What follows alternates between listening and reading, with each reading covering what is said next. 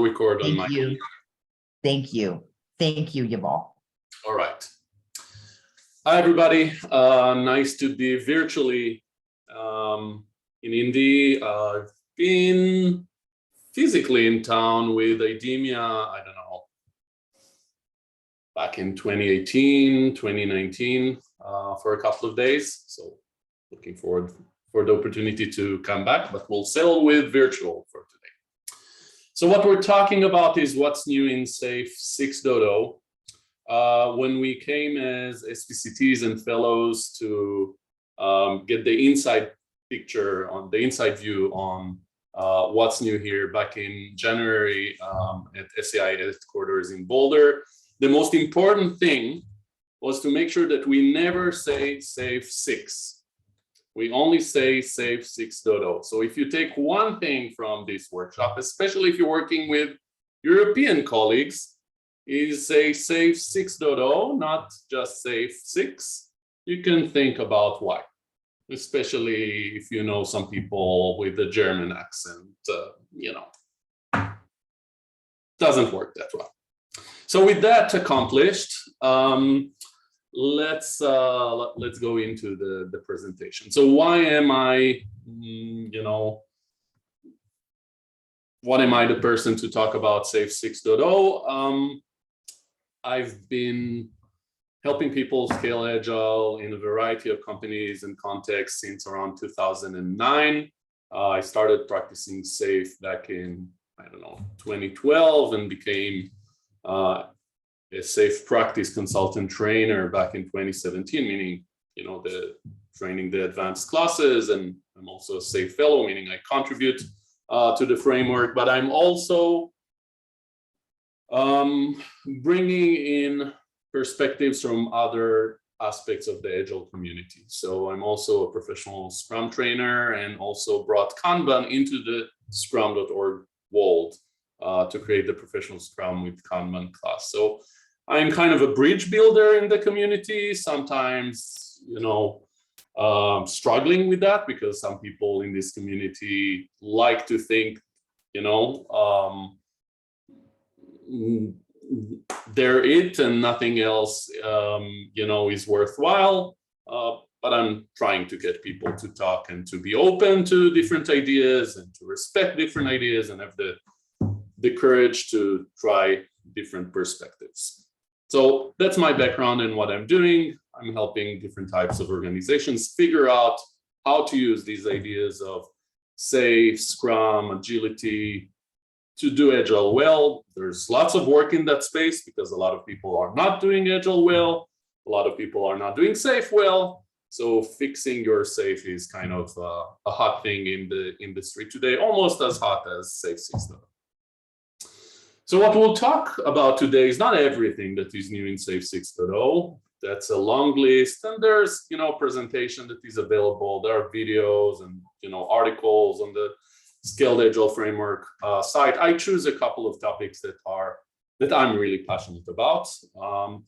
And beyond that, if you have any questions about changes in SAFe that I didn't cover, feel free to ask them at the Q&A towards the end. If you have concrete, specific questions about a topic that we're covering, feel free to raise your hand using the Zoom reaction, and I'm happy to take a few questions or more than a few questions along the way. Keep it interactive. So this is the new big picture. I could spend an hour just going through everything that's new here. First of all, the color is green, not blue. Teal, you might say, if you have an eye for colors. I think that's teal. Beyond that, there are a lot of things that are the same, which is actually important. It's an evolutionary change in SAFe. It still has essential SAFe and large solution and portfolio. It still has all the same competencies, but there are some things that are different, significantly different here. One of them is flow that we'll talk about. The The other things are names that are very interestingly different, like the Scrum Master Team Coach introduction. Business and technology is a new addition that's hiding on the bottom left here, but is very important change. But other than that, the big picture hasn't changed dramatically. If you have any specific questions about changes that you're seeing here, feel free to ask now or later on. But I want to dive into some of the changes. One of the important changes, evolutions in how we talk about SAFe is understanding its role in a business context. This is what the business agility value stream is about. Before we get there, let's look at the typical context of how do we leverage a business opportunity. The typical way organizations go through taking advantage of a business opportunity or missing out on a business opportunity is this cycle, right? The business opportunity emerges, there's an opportunity to do something. We need to wait for a funding cycle, an AOP process to decide what to do about it. Maybe it's taking a couple of months until we get the opportunity to do that.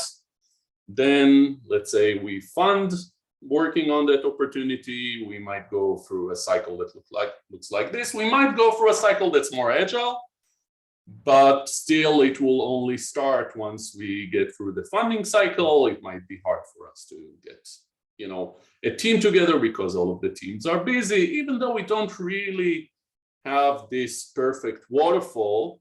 Even if we don't see this perfect waterfall out there in the trenches these days that much, we do see a long time before we are actually able to leverage an opportunity. So what is SAFe essentially trying to do? It's essentially trying to improve our ability to respond to business opportunities by improving how we sense for opportunities, how we fund the right opportunities, fund the right experiments to validate that there's really something there, that we're not just hallucinating about that opportunity or fooling ourselves about the opportunity. We organize teams that can focus on these opportunities and focus on specific customers, stakeholders, markets that they would work closely with. We deliver that minimum viable product to sense whether there's the real opportunity there, not just in theory, but in practice. Make some decisions on pivot or persevere. If we persevere and we identify this is a real thing, we make it a real product, deliver value continuously, learn and adapt along the way. And in a sense, we were able to leverage that business opportunity. SAFe's competencies support this essential value stream. How do they do that? We sense opportunities through activities like market research, the continuous exploration step for specific agile release trains, or if it's higher level in the organization, some activities at the portfolio. We leverage design thinking, jobs to be done, and customer centricity to be better at market sensing rather than just following requirements that people give us. We use lean portfolio management to fund MVPs and focus on them using epics. We organize around value, key activity of figuring out what teams do we need. Can we map this to an existing team, or do we need to build a new agile release train to actually focus on this MVP that cuts through our organization in a way that the current structure is not well tuned for. We use customer centricity and design thinking to connect to our customer. We deliver using agile iterations by agile teams.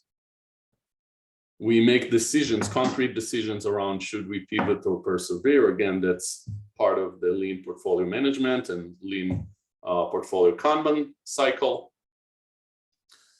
And we continue to deliver continuously features on the continuous delivery pipeline. If needed, if this grows, We might scale to a solution train eventually, or break it down to multiple products by reorganizing around value. All of these are the competencies of SAFe. That's not necessarily new in SAFe 6.0, but talking about it this way and making the connection of why do we need all of these competencies. It's not just because it's cool stuff that Dean Leffingwell makes money on. It's because if we really want to improve our ability to take advantage of business opportunities, we need these sort of competencies. If we only have agile product development or team and technical agility, we will only improve some aspects of this business agility value stream. We would still have a long time because the other areas are now the constraints. One of the ways we need to think about it, if we start to look at improving business agility, is where is our constraint right now? If we manage to get to the point that we can deliver value continuously, for example, it might not make sense to improve this. It might make sense to actually focus on our funding model or our approach to sensing for opportunities and choosing the right things to focus on. So this can be a guide for those of us that are trying to help our organizations and are looking to improve agility beyond just team level practices or even ARC level practices. The next thing that SAFe 6.0 talks about is how do we mix business and technology? So business agility has been a theme in SAFe for a while. It's not new, but we're finally being much more concrete around how do we actually do that? And there are 5 patterns that we talk about. The first pattern is a business-enabled art. What does that mean? It means that if we're building a product, a business solution, in order to really get it all the way to be operational and usable and in use, we need some other functions that don't classically belong in technology to be part of the agile iterations. Those could be people involved in go-to-market, marketers, lawyers, legal counsels working on contracts, could be sales enablement, could be customer success, whatever makes sense in our context.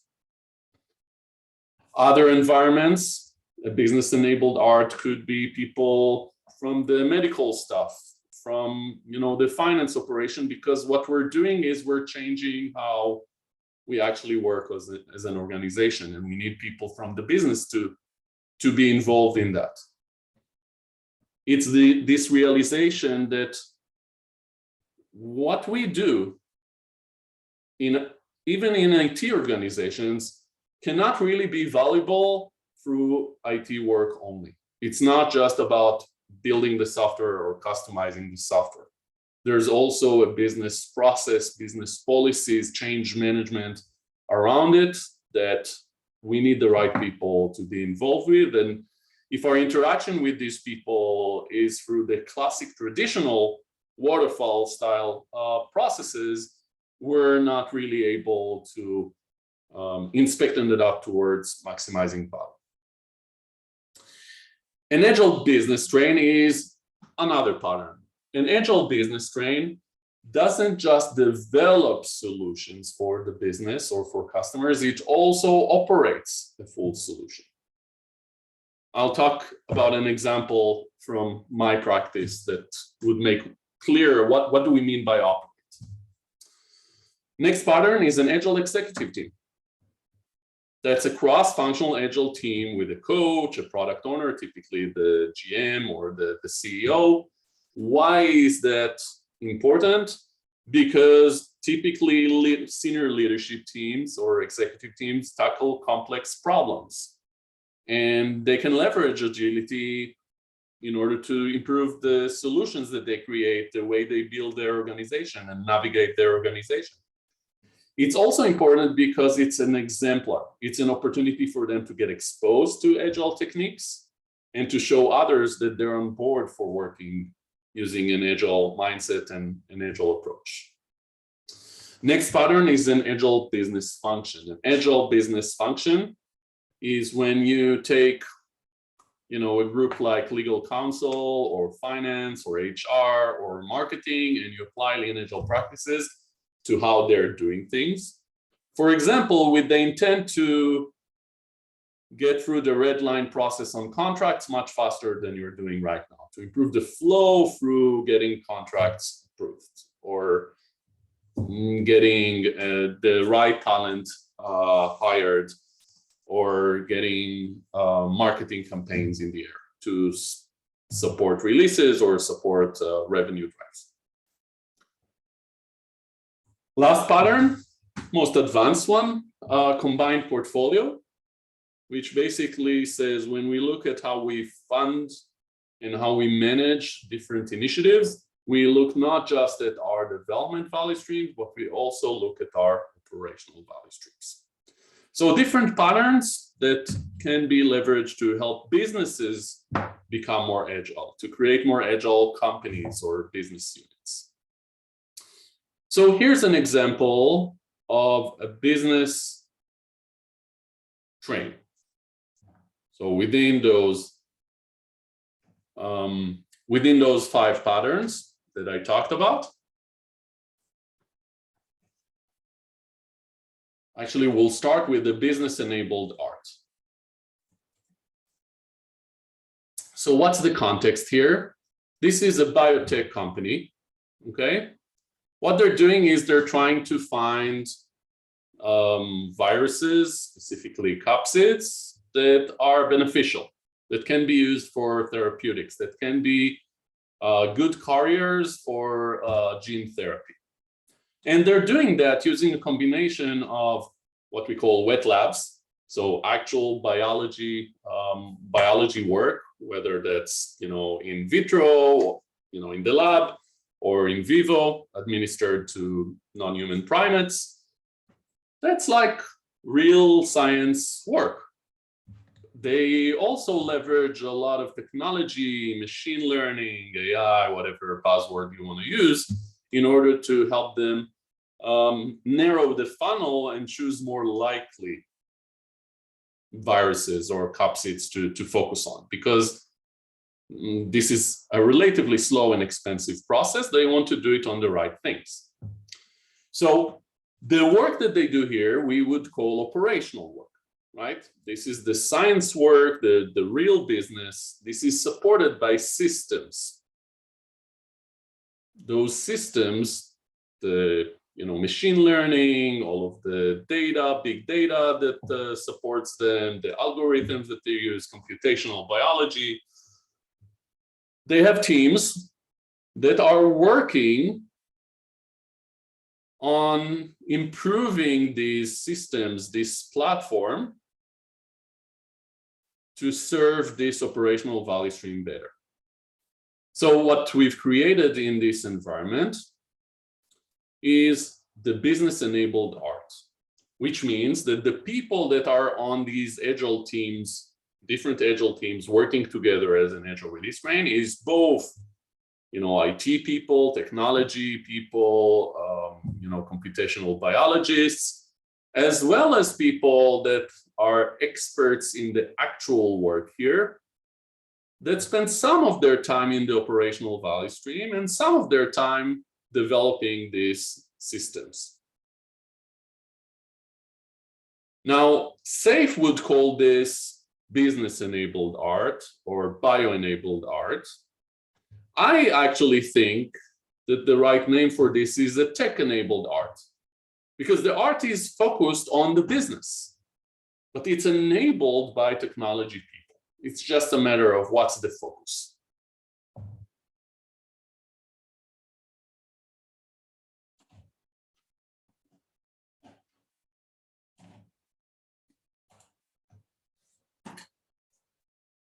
So there was a business-enabled art and an agile business train, 2 different patterns that kind of similar, but very different. What would an agile business train look like in this context? What we would say here is that we have one agile release train which manages both developing the platform that they use and also doing the actual scientific work. All of that managed in one Agile release train with one backlog, one team of teams, one opportunity to coordinate, and a lot of interaction between the operational work and the development work. When does this make sense? It makes a lot of sense when the work that happens in the operational value stream is work that leverages or can benefit from agility. If it's work with variability, with learning, where empirical inspection adaptation is useful, it makes sense for these teams to be using Agile processes. R&D scientific work is a great example, which is why, in a sense, the organization that I work with actually use some of these elements. But if you brought me into a bank and we were looking, or not a bank, let's use a network of orthopedic clinics, helping patients with wrist pain. Yes, I have wrist pain, and ankle pain, and shoulder pain. I have all of those things. Volleyball is not a very healthy sport, apparently, when you get to my age. But if you look at the kind of work that they do on you when you go into these clinics, it's pretty routine.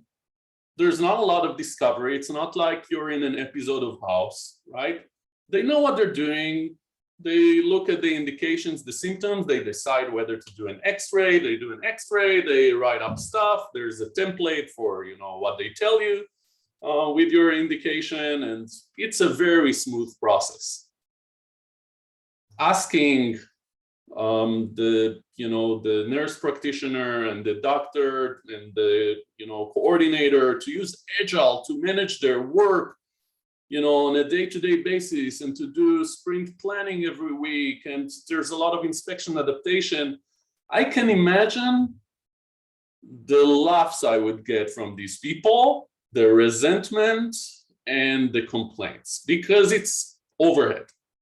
They don't really need that. What they might need is when they're thinking about where are the bottlenecks in the way we work? What do we want to change in the way we operate as a clinic?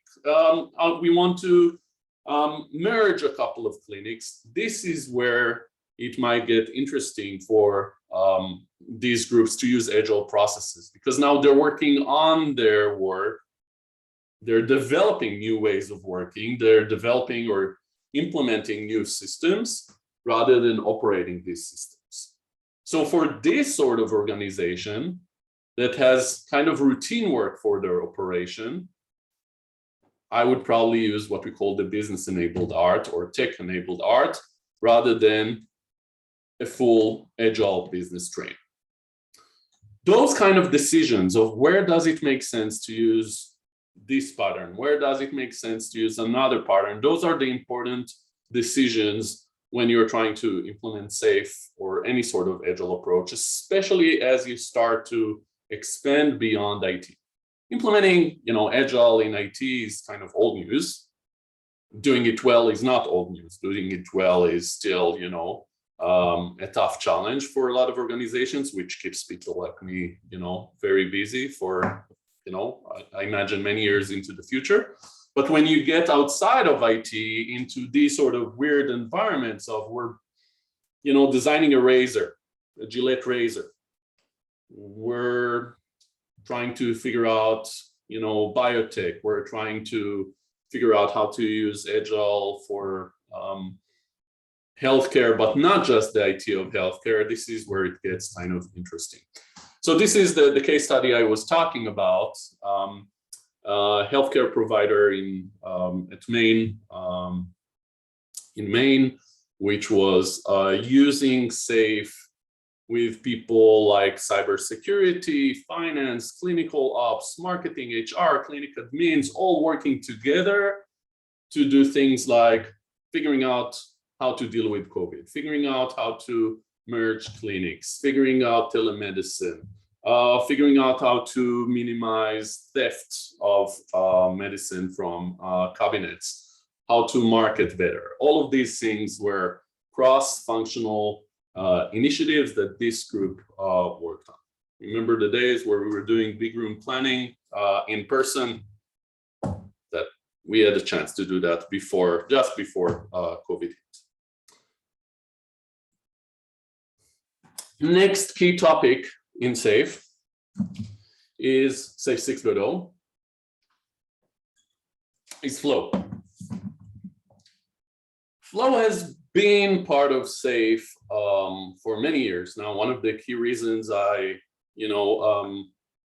got on board with SAFe back in 2012 is because, in SAFe 3.0 and then 4.0, the team brought in Kanban and Flow more and more into SAFe, which was something I really believed in. I'm a big believer in using Flow and Kanban to drive agile change in an organization, not just as something teams do to become better once they stabilize their Scrum, but also as ways to start, a journey towards agility. This is also something Jin Kim talks about. If you look at the Phoenix project and the DevOps handbook, he talks about 3 ways towards DevOps. Those 3 ways of looking at end-to-end flow and accelerating end-to-end flow, they're basically what you do with Kanban. And they don't necessarily, which is the interesting thing, they don't necessarily require you to launch agile teams at all. They might point you at the value of working cross-functionally in agile teams because you start to see that that's an impediment to flow, but they don't require it from the get-go. And this is where things get interesting. What SAFe basically did in this version is put a floodlight on flow, amplified, the concept of flow through 8 properties of a flow-based system. Things like we will need to be aware of our working process. That's not new, but another reminder to do this. We want to be aware of our bottlenecks and our constraints and organize around them. We want to make sure that we minimize handoffs, that we have effective feedback loops, that we are aware of our batch sizes and optimize them from an economic systems thinking perspective. We want to manage queues, not necessarily eliminate queuing, but be aware of the impact of queues and what they do, and what people are where in this flow system, and what policies do we have that govern our flow. That's a good start. We want to understand, first of all, do we have flow or do we have a swamp? And we understand that better using flow properties. And then what we do is we need to accelerate flow. We have 8 flow accelerators and a nice image in the middle. Each one of them can be used without anything else in SAFe, which is interesting, either on top of SAFe or in an organization that's not using SAFe at all, to help you improve flow. And if you improve flow, you improve feedback loops and you improve agility by design. So what kind of accelerators do we have? Visualize and limit WIP, that's the base one. Address bottlenecks, so become aware of bottlenecks and then use, theory of constraints, Goldratt to elevate the bottleneck, subordinate to the bottleneck, exploit the bottleneck, different things that you can do with the bottleneck. One key thing that people kind of miss a lot of times, is to minimize handoffs and dependencies. One of the key issues that creates long times and long flow time is when we're waiting for a handoff or when we're waiting for a dependency. The more dependencies we have, the more our work, our Kanban board will look like a swamp rather than a river by design. So we want to minimize handoffs and dependencies. One of the ways we do that is organize around value. One of the things we want to do when we're doing PI planning, for example, is to take a look at our dependencies board. And if it's bloody red, do something about it. Not, pay extra attention in the art sync, but think about how can we organize around value? How can we create teams that are more independent? When we have dependencies between arts, how can we create arts that are more independent and autonomous? Those are the kind of things we want to focus on. And by doing it this way, by starting with this is flow, we haven't changed anything. We're just showing you where flow is or isn't. And then starting to apply accelerators from the perspective of we're seeing the impact that this has, that flow is so slow. Can we make changes to the way teams are structured because it will relate to flow? It connects our interventions to the why, to why we're changing things. We're now changing things not because Dean Leffingwell put them on an implementation roadmap. We're changing things because we believe that it will have an impact on our flow, which we believe will have an impact on our outcomes, as well as the frustration or energies for the people doing the work. Other accelerators are get faster feedback, work in smaller batches, reduce queues, optimize time that people have in the zone, in the flow. So minimize the time of context switching and spending time in useless meetings. And also we want to take a look at legacy policies and practices and consider whether they make sense or whether they're, creating waste and delays in the current reality. So bottom line is, one interesting change pattern here is by using flow and flow accelerators, we could reduce the resistance to change and find the changes that would actually be the most impactful for actually changing our organization and changing our reality, rather than following a plan by the book. This is stuff I've been doing since forever. When you were using Kanban as an evolutionary method to drive towards agility in organizations, that's essentially what we were doing. We weren't going in and training Agile teams and getting Agile release trains in place. We were installing Kanban boards at the portfolio level or across groups of people. That was the start of the journey.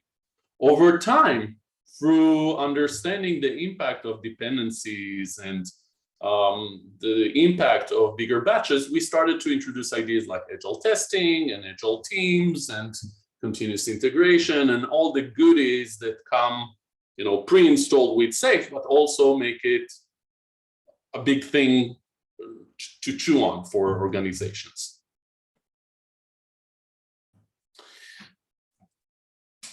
SAFe includes practical application of each one of these properties and accelerators to each of the levels and each of the configurations in SAFe. So there's an article and guidance on team flow, art flow, solution train, and portfolio flow with some specific techniques and gotchas for each one of these areas.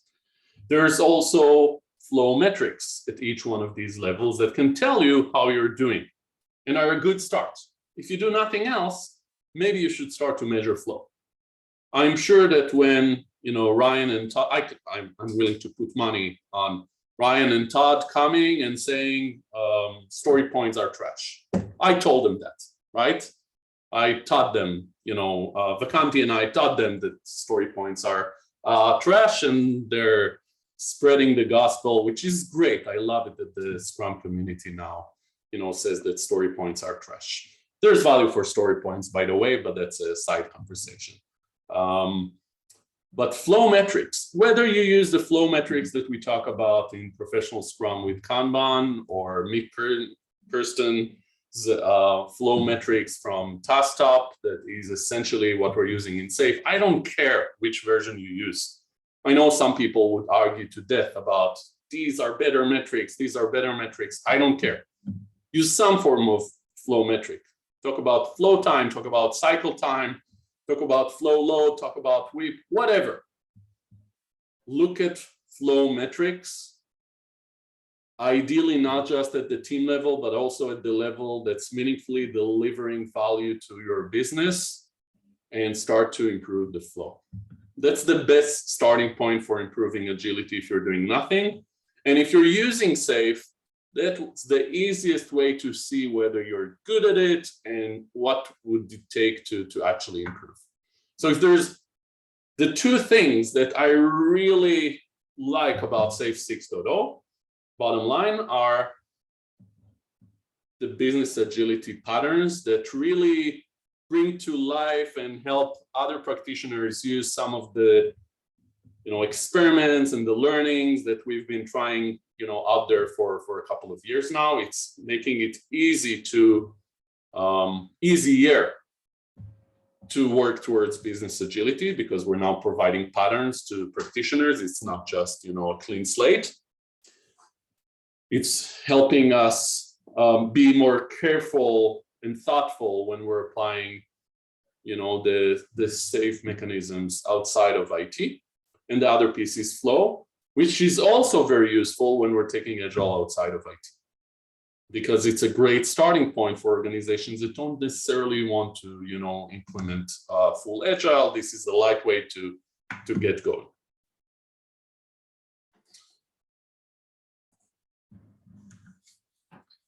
Which kind of brings up the question of when does it make sense to focus on making value flow without interruptions, new principle 6 in SAFe 6.0.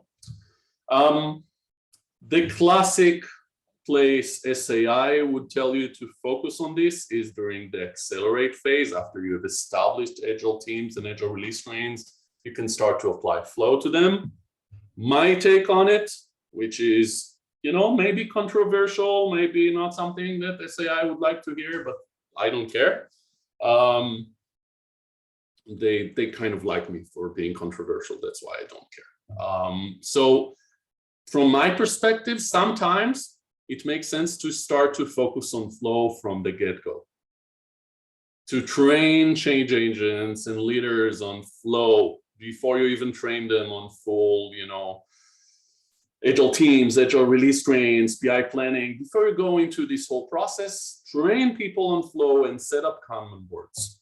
Start to measure flow metrics, start to see where things are going, start to think about which flow accelerators would really help you, and use that to guide how to organize around value. Use that to guide which areas would really benefit from creating cross-functional teams and Agile release trains, because there are so many dependencies and handoffs. Use that to guide your thinking around, is it time to implement clean portfolio management? Probably, because we lose so much time in that awful funding process that we have. That's much more impactful than whether the team is using 2-week sprints or 3-week sprints, or are they able to implement 10 stories a sprint or 15 stories a sprint. Quick question from Stacy. Those of us who are SPCs and have to take the 6.0 certification exam, is your controversial view going to slip us up? Because it's not what SAI says. I don't think, well, I'm telling you what SAI is saying, which is mainly to use flow accelerators as an accelerator mechanism. What I would recommend when you're taking or preparing for the certification exam is take the 6.0 upgrade guide, or whatever they call it. It's always best in their world to go through these processes. It talks their language and makes it much easier to take the exams. So good luck on the upgrade, Stacy, and everybody that's planning to take it. Some other aspects. Safer through clarity. What do I mean by that? More clarity around what do we mean by different stuff. So, the implementation roadmap, there are some clarifications in different places, like we don't use ad hoc ad hoc, agile, and waterfall anymore before they go safe, because there are some other situations where people are deciding to go safe. We've added the Safe Executive Workshop over here. We talk about leading in the digital age, onboarding leaders into this journey, and there's a new class that SAI provides now for real leaders of the organization. It goes beyond leading safe into what lean agile leadership should look like. This step that talked about identifying value streams in the past now focuses on organizing around value. That's what we're trying to do here. So that's clarifying. And we mentioned the toolkit, the value stream and art identification workshop as a toolkit here. We don't just create the portfolio, stand up the portfolio, we might enhance the portfolio at this step, because we might be setting up the portfolio earlier on, which is another change that happened in the past. And we accelerate towards better and better business agility. Bottom line, not huge changes in the implementation roadmap. It's just improved and clear, which is good. Another aspect of clarity is the responsibility wheels. The responsibility wheels are basically a way to have a clear view on what is a role, a specific role, what's the core focus of that role in SAFe. Great way to get a quick understanding of what a role should really focus on. For example, product owner.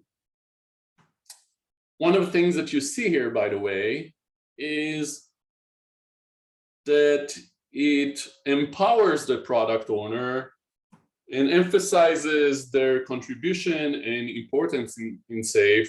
They are connecting to the customer, they're applying feedback, they're contributing to the vision and roadmap. They're not just order takers, they're not just waiters, they're not just story writers, which is an important clarification, because a lot of people have criticism about the product owner in SAFe is not a real product owner. The real product owner is just a product manager, and SAFe is abusing the term. So it helps that SAFe is clear about this is real product ownership. It goes some way towards addressing these concerns. It doesn't go all the way. If you're interested, I wrote a blog post and recorded a video with Ryan Ripley in the Breaking the Safe series that we're doing around this notion of product owner, product manager, the difference between SAFe and professional Scrum. So if you're interested, that's an interesting area to explore. Scrum Master is now also you can also use the name team coach. Why did that come about? There are a lot of organizations which struggled with the term Scrum Master for cultural reasons. So SAFe decided, both because of that, as well as the fact that some teams are using Kanban, not Scrum, and also and the most important reason for me is to emphasize that they're a team coach, decided to add this name. One additional aspect of that is that the Scrum of Scrums became a coach sync, which now explains why the Scrum Masters go there. The Scrum Masters shouldn't be there when you're coordinating execution, but this is a coach sync for syncing on coaching aspects and how do we want to coach the Agile release sprint. There's some more clarity about what is the role of the Scrum Master here in this responsibility wheel. And what you see is none of the items here say they're the single point of contact for the team, which is good because they shouldn't be.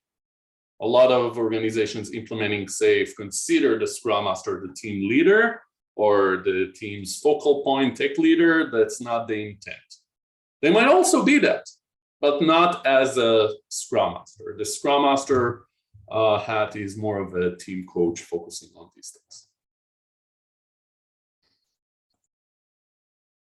OKRs, not really new in SAFe 6.0.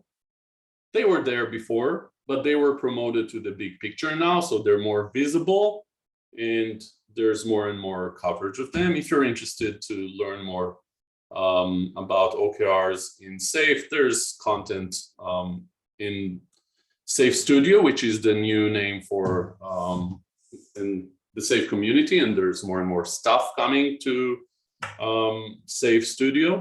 In general, there's this transition of SAFe from one-time training classes to working with organizations on an ongoing basis via the SAFe Studio subscription, what is called SAFe Enterprise Subscription, SES. So making it valuable for organizations to actually engage with, SAFe's content and collaboration tools on an ongoing basis. So a lot of the investments from SAI come from that. For example, they bought, Luke Hoffman's company and created SAFe Collaborate.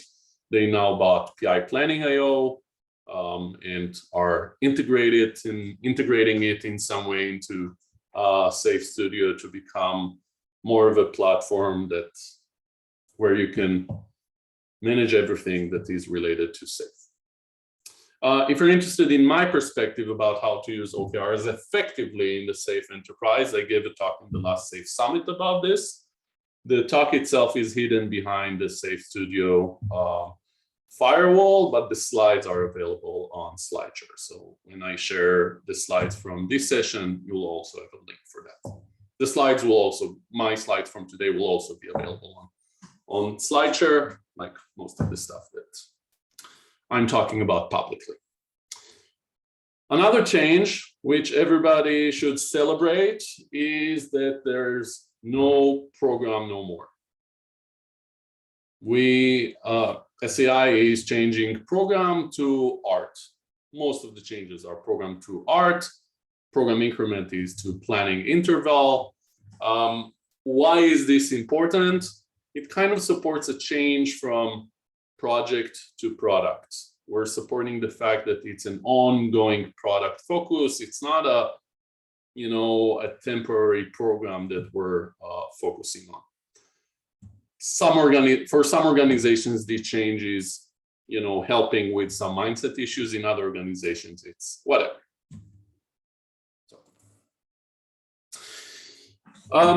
The last thing I want to talk about here is some wider trends in the SAFe ecosystem, not necessarily, changes in SAFe itself.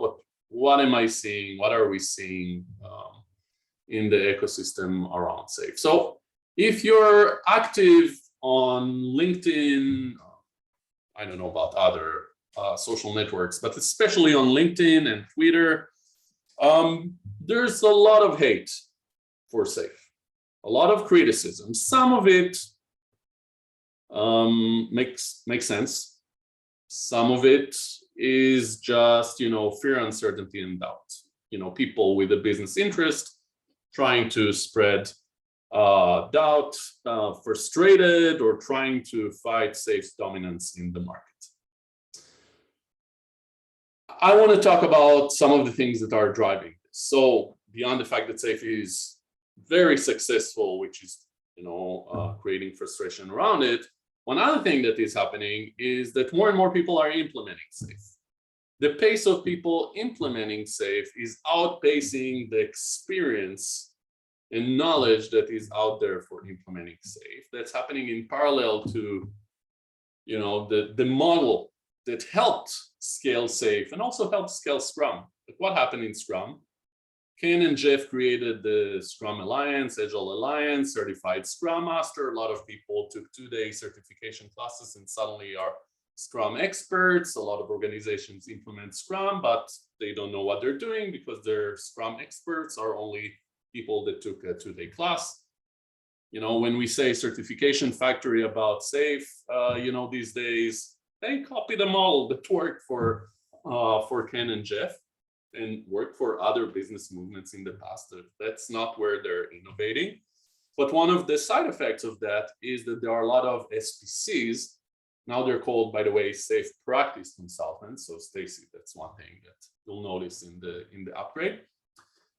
a lot of SPCs that don't have enough experience to really support the complexity of what organizations are trying to do with SAFe.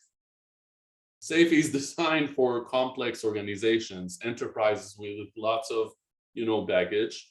And no matter how good your trainer, even I cannot get a person from knowing nothing about scaling agility to being an expert that's able to support an organization, lead an organization through an agile journey after 4 days. No chance. The people that come into the implementing SAFe class with tons of scaling experience and agile experience and just want to learn about SAFe, they can do well.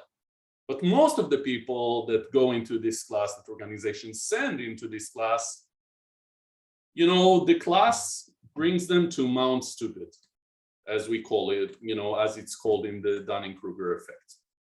It gets them to be dangerous with their knowledge of SAFe and what they're certified to do, which creates, once they're back and trying to do something, for some of these people, creates a valley of despair because they're trying to do too much.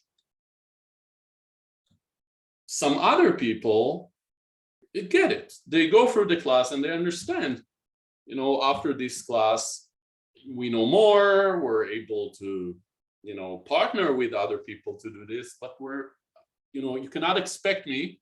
Some people tell me as they're going through the class, I need to get through the certification exam, in the weekend after the class, because I'm expected to teach this class to my team next week, to launch an Agile release train the week after. And I go, all right, that's a train wreck if you want to anticipate it. Organizations do that. Why do organizations expect that? That's a good question. My expectation from SAI, what I hope SAI would do over time, is make it clear and clearer to organizations that this pattern is there and what to really expect of people that go through an implementing SAFe class. Even if they become SPCs, don't put them in front of a class. Don't let them train your people the week after. Don't expect them to lead a complex Agile implementation a month after. Expect them to start to pair up, to start a journey towards being able to do this themselves. The implementing SAFe class gets them to the point that they're apprentices in implementing SAFe. And that's not how the model currently works. Not for SAFe and not for the Scrum Master, if we're honest about it. The good news for people like me is that this creates demand for Mr. Wolf. It creates demand for help us fix our SAFe. Because people have tried, it's left in shambles. Some of them want to remove SAFe and use the Spotify model. Some of them want to figure out how to use SAFe better. So tons of business for people like me. So that's the good part of that. I would rather have fewer organizations going the full SAFe before they're ready to. The market, starting, to constrain, the pace of implementation through the actual expertise that is out there. And maybe starting with flow rather than full, Agile release trains as a more evolutionary, manageable way for organizations to get into this.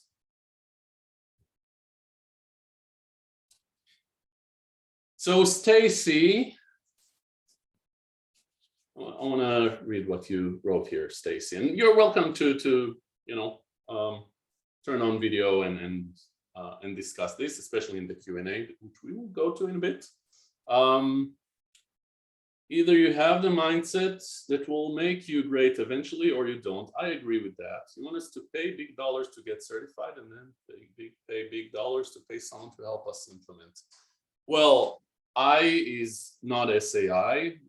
We can talk about SAI's business model, but in a sense, I believe that an organization, if they're serious about this, yes, should send their people to learn how to do this well and spend multiple days on this. And the certification gets you to the point that you can start to be an effective apprentice on implementing SAFe, and to pair up with people to do this. I think that's the right, from what I've seen in the trenches, the organizations that I work with, that's the way they do it. They understand we need to, build the train the trainer model, but it's not immediate. We train people in the beginning, and then they start to partner, with me, and I coach them to the point that after a couple of quarters, PIs, Agile release trains, they can do a lot of these things by themselves. All right, that's all I had to say.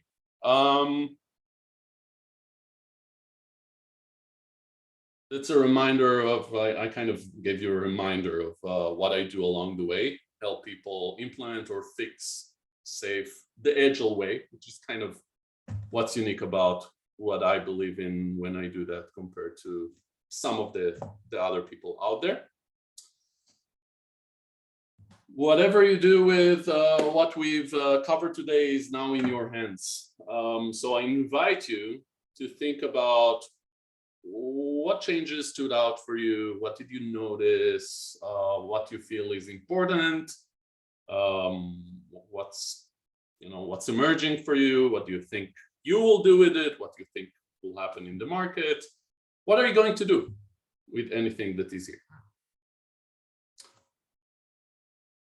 Let's open the floor to insights about what's or what now what, as well as Q&A.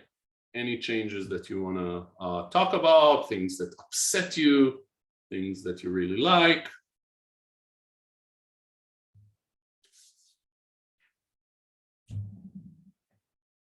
I'll pause.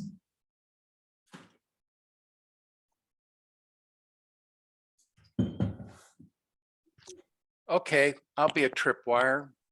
Out of curiosity, why the abstract term art to replace the term program? Potentially accept to change just about every known documentation in SAFe that exists. So it's not such an abstract term, art. It's an Agile release train.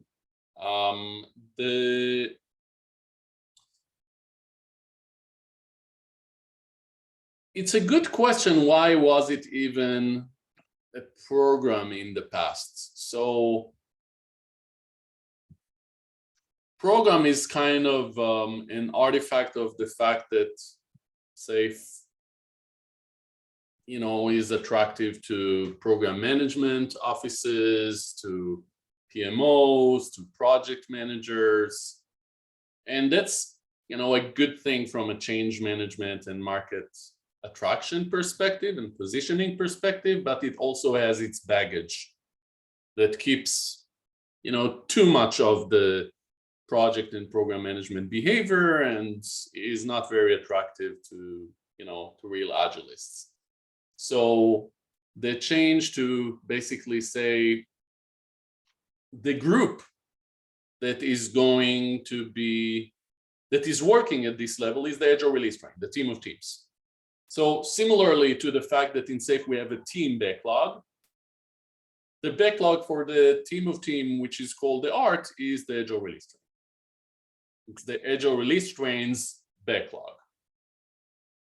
The Agile release trains Kanban boards, their predictability measure, whatever. Hope it makes sense. Slightly more sense. No, I apologize. I am not a fan of SAFe, but that's okay. I am hard to change. If that's your biggest criticism as not a fan of SAFe, then we're good. Yeah, I'm sure you have some other deeper criticisms that would. Oh well, I go way back in time to early days of computer programming. So, I'm more of a less oriented person or Kanban oriented person right now for projects, especially if you can isolate executive management teams from the decision processes because they have no control over their organization in most cases. to try and put them as to try and implement flow around that harkens back in my mind to an old EDS commercial, electronic data system commercial of herding cats. Yeah, sometimes you have to, right? I mean, if you want to make a change at the company level in how the company operates, you need to herd cats. No way around that. Unfortunately, Replace them with AI or herd them. Unfortunately, with most organizations today, the greatest method to herd the cats is to fundamentally kill them first and use a shovel. And matter of fact, some of the companies that you have worked with are in that state right now in terms of their ability to just survive. I hope what we're suggesting here, especially with flow, by the way, is better than killing cats with a shovel. I hope. I've seen hope it so work too. somewhat better. I've seen it work somewhat better. So Sorry, I embarrassed you, Chris. You're cracking me up. You know, it's been this way since the 1980s. So I just sit and I look in amazement. I actually kind of like the shift because I deal with folks getting stuck on vocabulary over concepts at just constantly. And just they will not let it go. Like this program thing would just stick them into project management land, and I cannot get them out of it when they see that word. I'm dealing with a structure where I work right now, where they put project in it, and it goes program, project, epic, right? And people are like, oh, I don't want to put anything in that layer because a project has a fixed budget, a fixed this, and I'm just like, no, it's a not that, but it's not that project, right? It's a wrapper layer, people. It's just that. So the vocabulary does really matter. Yeah, I'll tell you what I'm seeing based on working with the Scrum.org trainers community, the SAFE community, organizations I'm working with. One of the downsides of working within the tech community with all of, I can say it because I'm a developer. I'm a developer at heart in training, right? I developed in, assembly language back in the 90s, not the 80s, but the 90s. So I can laugh at us. We're compilers, right? We are somewhat anal about these sort of concepts. We struggle to, think in the abstract. When we see this sort of language, we can go anal on it. You can take a couple of Scrum trainers and they can spend days arguing around the language in a specific sentence in the Scrum guide. I've seen them do that. Similarly, people in SAI can argue for days about the language or the visual on an article because we know it has an impact. Language has an impact for our industry. The more we get outside of tech, the more people laugh at us for doing this. They don't care about, that's too much for them. Much too much for them. Flow concepts, much simpler, resonate much better with these sort of audiences. Which the flow thing leads me to my other interesting thought that there's, like you said, a spotlight on the flow. Right. And Ken, you made a comment about the different levels of flow, which is a really interesting comment. I didn't even think of it like that. But the spotlight on flow and the change of names here are kind of the two of the main problems. I've heard a lot about SAFE, right? It's two project manager. You mentioned that from the beginning, right? And the flow piece is just the buzz, right?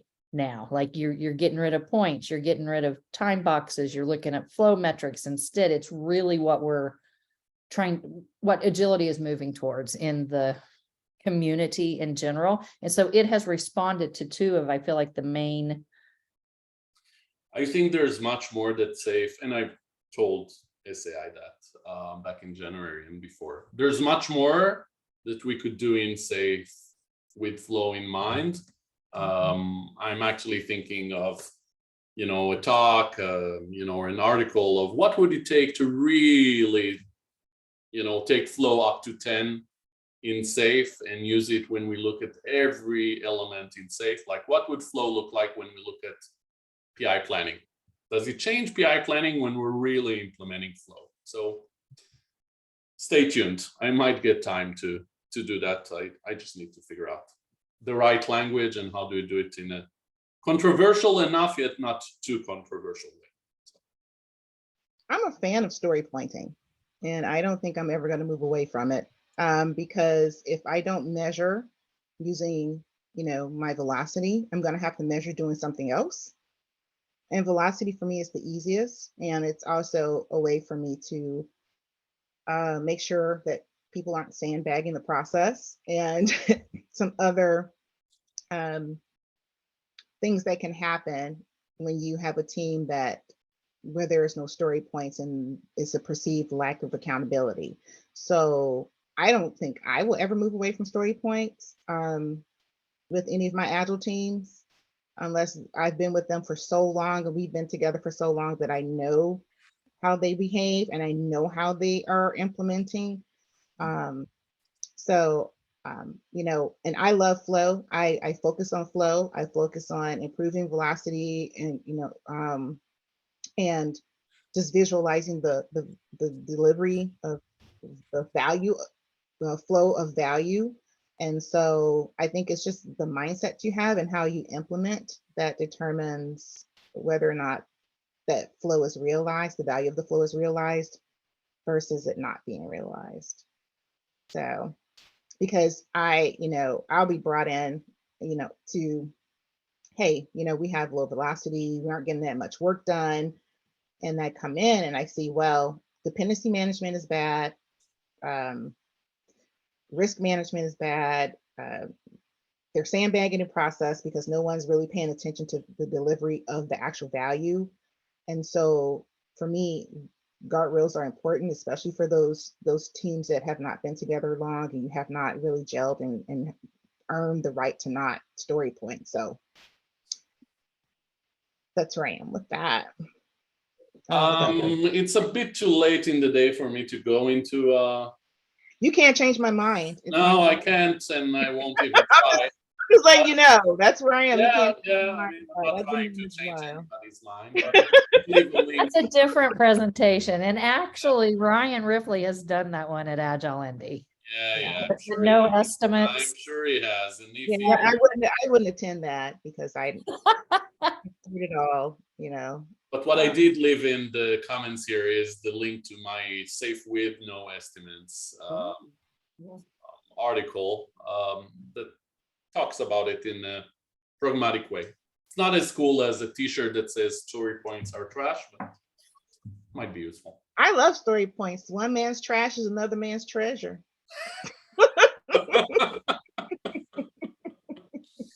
I think that's a good way to wrap. It is a great way to wrap. Thank you, everyone, for coming in. I'm posting to everyone the link to our Agile Indy conference, so you can grab those tickets before the price goes up here in about 4 days. Get your early bird pricing while you can. And thank you so much, Yuval, for the conversation. Yes. Jenny, any last parting remarks? No, thank you, Yuval. That was amazing. And if you don't have your ticket, Ken, go get it. Or volunteer. That's right. coming up. Or bag stuffing. You Ken. We want you, Ken, bag stuffing. I'll be Yes. there. I just haven't been tuned in. Sorry. All right. Well, Yuval, thank you very much. I'll So text you. excellent, Yes. excellent overview of the updates to 6. Appreciate Yes. it. Thank you, Yuval. That was great. Appreciate it. And I don't have anything else. So have a good evening, you guys. Thank you so much. Thank you, everyone. Have a great night. Good night. Bye-bye. Bye. Bye now.